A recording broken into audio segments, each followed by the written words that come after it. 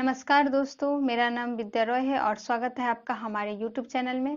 मैं इस वीडियो में आपको हमारे भारतीय सिनेमा जगत के दिग्गज अभिनेता देवानंद साहब के बारे में बताने जा रही हूँ। हम इस वीडियो में उनके पर्सनल लाइफ से लेकर के उनके फिल्मी कैरियर, उनके पॉलिटिकल कैरियर, हर चीज़ के बारे में जानेंगे। तो चलिए शुरू करते हैं कि आखिर देवानंद साहब क्या थे। देवानंद साहब एक भारतीय फिल्म अभिनेता के साथ एक सफल फिल्म अभिनेता के साथ एक सफल राइटर, डायरेक्टर और प्रोड्यूसर भी थे। अब आते हैं देवानंद साहब के कुछ अपनी बातों पे। तो देवानंद साहब का पूरा नाम था धर्मदेव पिसोरीमल आनंद। उन्हें लोग देव साहब के नाम से भी जानते थे। अगर देवानंद साहब की फैमिली की बात करें तो देवानंद साहब के पिता का नाम किशोरीमल आनंद था, जो कि एक पेशे से वकील थे। उनके दो भाई चेतन आनंद और विजय आनंद दोनों सफल फिल्म निर्देशक थे। उनकी बहन शील कांता कपूर सफल फिल्म निर्देशक शेखर कपूर की मां है। देवानंद साहब का जन्म 26 सितंबर 1923 को गुरदासपुर में हुआ, जो कि पाकिस्तान में है। अब आते हैं देवानंद साहब के फिल्मी करियर पे। तो जब देवानंद साहब काम की तलाश में मुंबई आए तो उन्होंने मिलिट्री सेंसर ऑफिस में 65 रुपए प्रति माह पे काम करना शुरू किया। फिर उसके बाद उन्हें प्रभात टॉकीज की एक फिल्म हम एक हैं में काम करने का मौका मिला, लेकिन इस फिल्म में उनका रोल काफी छोटा था, जिसके कारण उनको कोई पहचान नहीं मिली। बड़ा ब्रेक उन्हें बॉम्बे टॉकीज की फिल्म जिद्दी से मिली, जो कि 1948 में आई थी। इस फिल्म में उनके साथ थी कामिनी कौशल और ये फिल्म बॉक्स ऑफिस पे काफी हिट रही। कहा जाता है कि जिद्दी फिल्म के शूटिंग के दौरान ही उनकी मुलाकात गुरुदत्त से हुई थी और दोनों उसी वक्त से गहरे दोस्त बन गए।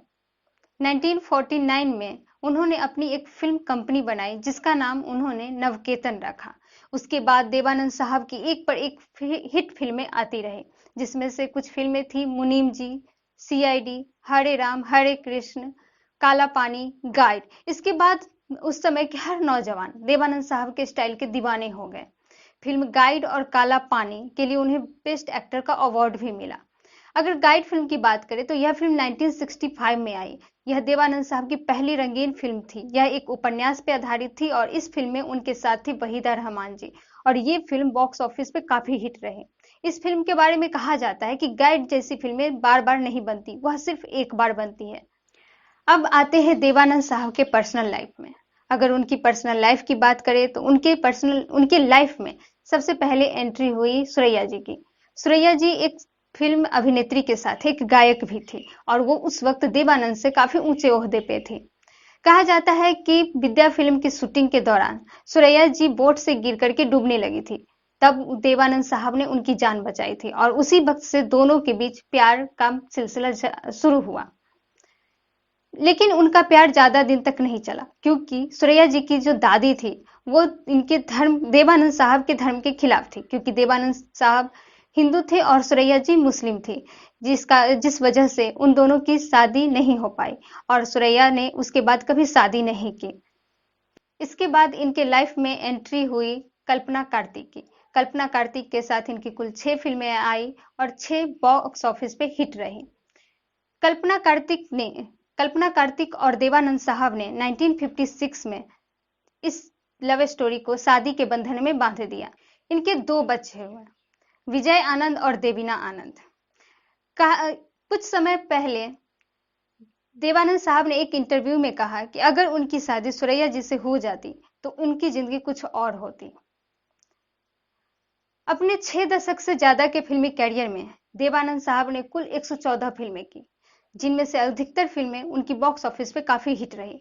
अगर उनमें से कुछ फिल्मों के नाम लें तो मुनीम जी, सीआईडी, हरे राम हरे कृष्ण, गाइड, काला पानी जैसी बहुत सी बेहतरीन फिल्में हैं। अब देवानंद साहब के पॉलिटिकल करियर की बात करें तो 1977 में देवानंद साहब ने एक राजनीतिक दल का निर्माण किया, जिसका नाम था नेशनल पार्टी ऑफ इंडिया। यह उस समय की तत्कालिक प्रधानमंत्री इंदिरा गांधी के खिलाफ थी, लेकिन यह राजनीतिक पार्टी ज्यादा दिन तक नहीं चली और यह बाद में बंद हो गई। अब देवानंद साहब की उपलब्धियों की बात करते हैं तो देवानंद साहब को काला पानी और गाइड के लिए बेस्ट अभिनेता का अवार्ड मिला। उसके साथ ही 2001 में भारत सरकार ने उन्हें कला के क्षेत्र में योगदान के लिए पद्म भूषण से सम्मानित किया और 2002 में उन्हें दादा साहब फाल्के पुरस्कार से भी सम्मानित किया गया। सितंबर 2007 में उनकी आत्मकथा आई रोमांसिंग विद लाइफ, जो उनके जन्मदिन पर प्रदर्शित की गई थी। इस वक्त उनके साथ उस समय भारत के प्रधानमंत्री मनमोहन सिंह भी मौजूद थे। अब आते हैं देवानंद साहब के फिल्मी करियर की कुछ और बातों पे।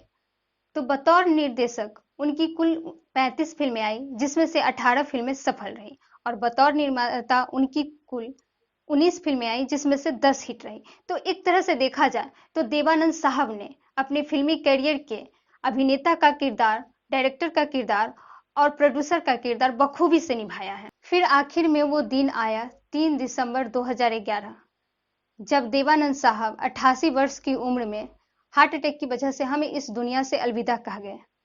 उस दिन फिल्म इंडस्ट्री के, भारतीय सिनेमा जगत के एक सितारा में से एक सितारा कहीं खो गया। लेकिन देवानंद साहब आज हमारे बीच ना होते हुए भी वो अपने अभिनय, अपने फिल्मों के जरिए हम लोगों के बीच मौजूद हैं, और वो हमेशा से मौजूद रहेंगे, आगे भी मौजूद रहेंगे। तो दोस्तों, आपको हमारा ये वीडियो कैसा लगा हमें कमेंट बॉक्स में कमेंट करें। अगर आप चाहते हैं किसी स्टार के बारे में जानना तो उनके नाम हमें कमेंट बॉक्स में कमेंट करें, ताकि हम आपको उनके ऊपर वीडियो बनाएं और आपके पास वो जानकारी जाते रहे। हमारे इस वीडियो को लाइक कीजिए, सब्सक्राइब कीजिए, हमारे चैनल पे बने रहिए। धन्यवाद।